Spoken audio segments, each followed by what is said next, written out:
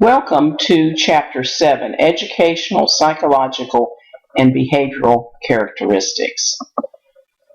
We begin with educational characteristics. When we look at educational characteristics, we find that people with developmental disabilities have conceptual deficits, comprehension skills deficits, and academic skill deficits. So let's look first at conceptual deficits. To be able to conceptualize, you have to be able to put things into groups. And so if we look, for instance, at a whale, is a whale a fish or is a whale a mammal? And so we have to look at what this particular concept is like and what it's not like.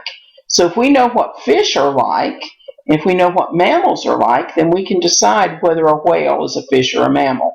So we can say that fish are like sharks, they're like other fish, they're like stingrays. Mammals are like cats, they're like dolphins, they're like me, and they're like bears.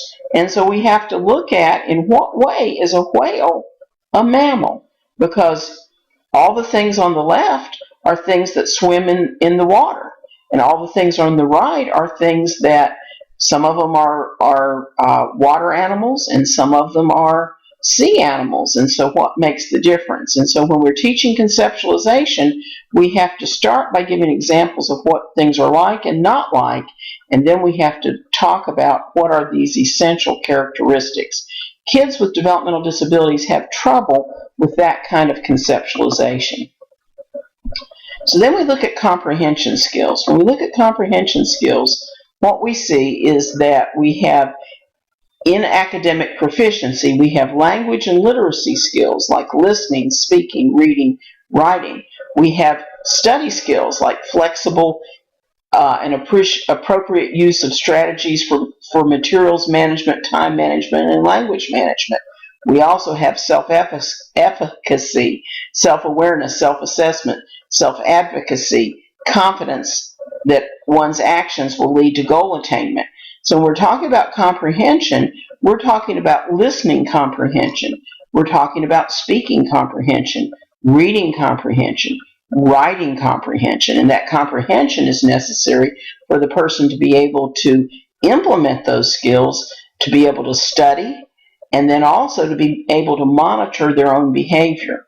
And so what happens for a person who has a developmental disability is that their conceptual deficits lead to deficits in comprehension, in understanding what it is that they're hearing, that they're speaking, that they're writing, and that they're reading.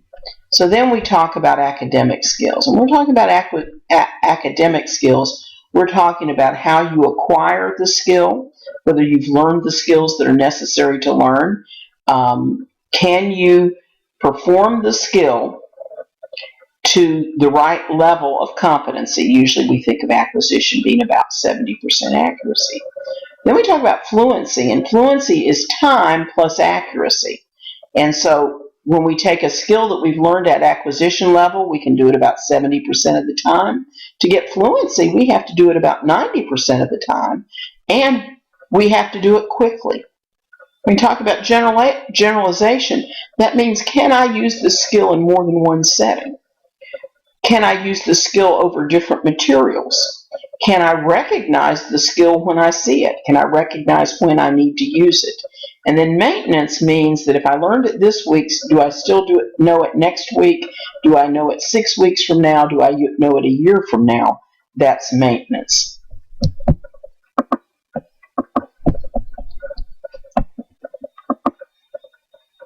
So next we look at psychological characteristics. When we're looking at psychological characteristics, there are a lot of different things involved. Attribution, locus of control, motivation, self-concept, self-regulation, self-determination. So let's start first at attribution. When we look at attributional theory, there are several things involved. And we can go around this circle in any order. These are not in a particular order. So the first thing we look at is learned helplessness. With learned helplessness, not only do I refuse to do something because I'm afraid I'm going to fail, which is actually expectancy of failure, but I actually want you to do it for me. Because what I have learned is that when I try, I fail, And so therefore there's no reason to ever try. But I know there are things that I have to do. And so what I do is become dependent on other people to do things for me. Negative reaction tendency has to do with how I perceive the world. And so what I assume is that people will react negatively to me. And so even when people do something or say something that's positive, then I'm going to see it as negative. A good example of this, some years back, I was teaching kids on the junior high level. And I had a young man that every time I marked one of his problems wrong, he was standing there next to me. He'd go, see there, see there, see there. And I finally said, what is it, Robert? And he said, you're marking that wrong because I'm black. And I said, yeah, every black person that got that wrong, I marked it wrong. His understanding was that people were going to treat him badly, not just because he was black, but also because he had a disability. And so that's negative reaction tendency. Expectancy of failure. Why should I try if I know that I'm going to fail? And this is actually pretty realistic for kids with disabilities because they have failed repeatedly. And so it affects their motivation. Outer directedness is when I look to somebody else to see if I'm right. So if I say to you, what's 7 times 8? And you say 56, and then I don't say anything, you're likely to change your answer. That's outer directedness. If you're not confident in what you're doing, then you look to other people to affirm or deny your response. And so for kids with disabilities, they tend to wait for you to tell them whether they've got it right. Effectiveness motivation, what this has to do with is that there are things that you do, academic things that are very hard, and you get pleasure because you did something hard and did well at it. For kids with disabilities, they do not have that. To them, it's only good if they get a good result. If they get a bad result or if it's too hard, then it's not worth it. Extrinsic motivation, and that this comes from effectiveness motivation, is the idea that I have to have an external reward or I'm not going to do something. And then the last one is external locus of control. And this has to do with where I think the causation of my world is located. So the idea of this is that if I do real well on a test, if I have internal locus of control, I assume it's because of something I did, that I studied hard, that I knew the material, that I studied the right way, that I used the skills that I had. If I have external locus control, if I did well, it was because I was wearing my lucky shirt or because the test was easy. Same thing happens if I have a bad result. With external locus of control, if I have a bad result, it's because the test was hard or the teacher hated me.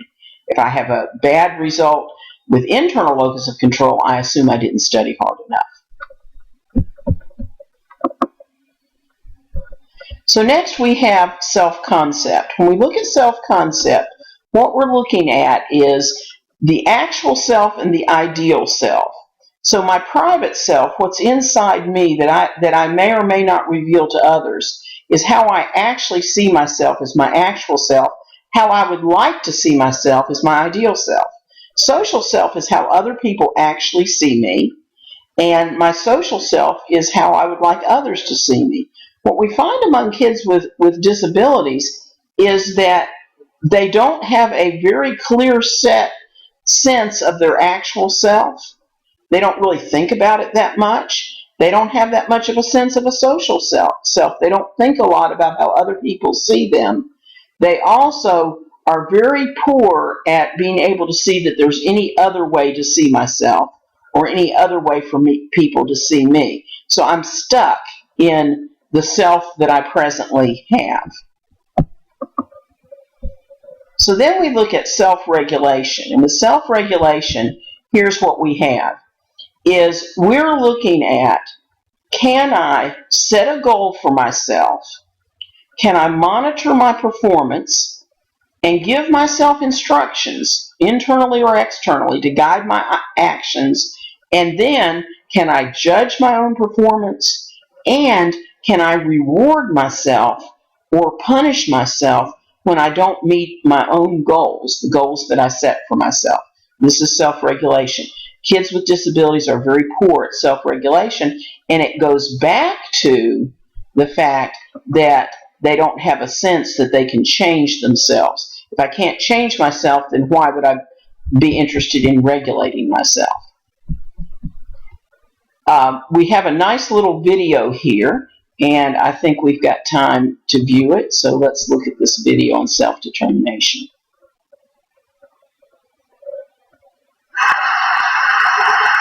Video that will be shown to you in a few minutes is called the Youth Credo. It is a statement of belief that some of youth in this room. It was started at last year's self-determination youth summit in Roanoke, Virginia. Over the summer, youth used the wiki and the social network called Facebook to discuss the credo and make changes to it. The idea for the credo came from the credo for the court, a short video we saw on YouTube during this last year's youth summit. Ladies and gentlemen, I am proud to present the Youth Credo.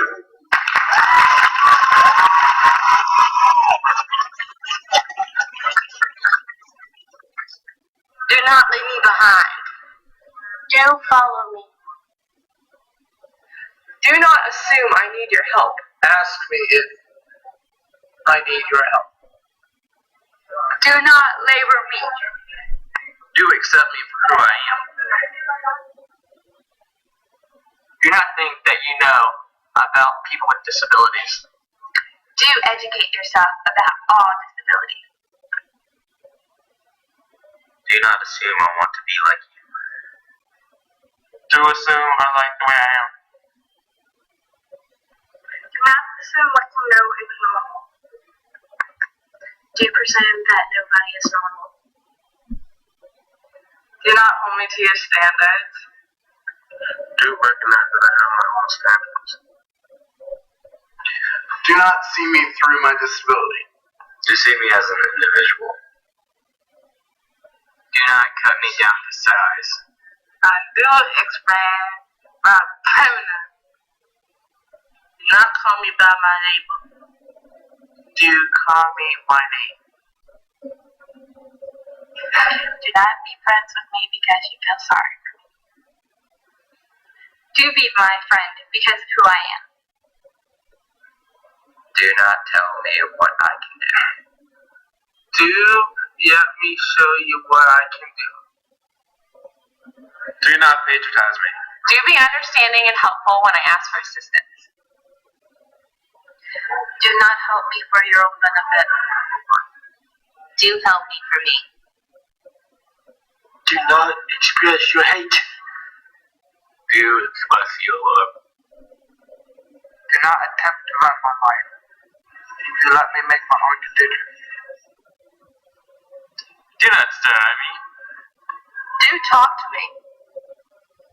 Do not judge me. Do respect me. Do not deny me.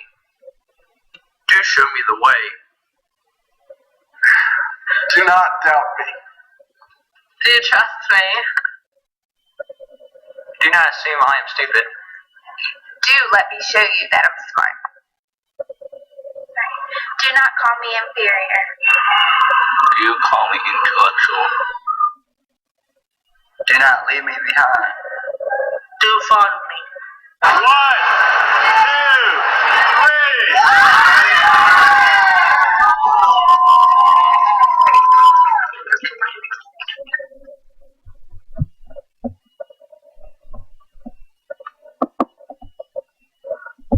So this ends part 1 of chapter 7, and we will have part 2 of chapter 7 in a separate video. Thanks.